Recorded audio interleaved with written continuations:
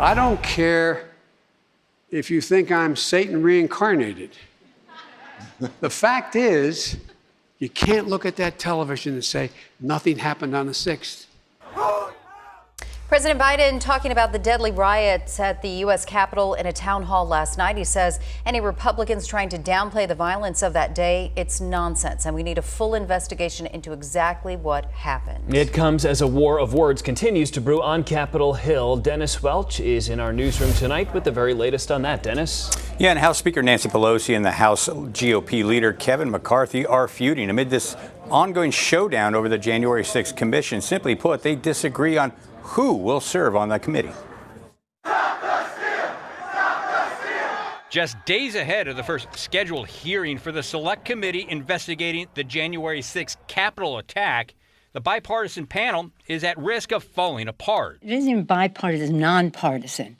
It's about seeking the truth, and that's what we owe the American people. House Speaker Nancy Pelosi defended her decision to reject two of GOP leader Kevin McCarthy's picks, Indiana's Jim Banks and Ohio's Jim Jordan, two outspoken allies of former President Trump. This is impeachment round 3 for the Democrats. Speaker Pelosi cited the integrity of the investigation in announcing her decision. When statements are ridiculous and fall into the realm of you must be kidding, there's no way that they're going to be on the committee. House Minority Leader McCarthy is accusing Speaker Pelosi of an abuse of power and has threatened to pull all 5 of the representatives he chose to serve on that committee. This is a sham committee that's just politically driven by Speaker Pelosi. It doesn't matter today what she does with that committee because it's not going to change the outcome of what it seems like a predetermined or already written report. McCarthy said Republicans would conduct their own investigation. Meanwhile, Wyoming Congresswoman Liz Cheney, the one Republican appointed by Speaker Pelosi, defended her decision. The rhetoric around this from the minority leader and from those 2 members has been disgraceful.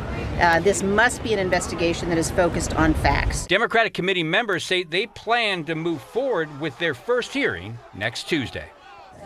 And Democrats say that hearing next week, they expect to hear testimony from law enforcement officers who were there when this violent mob tried to prevent the certification of the presidential election. And the Select Committee established by the House is expected to consist of 13 members. In the newsroom, Dennis Welch, Arizona's Family.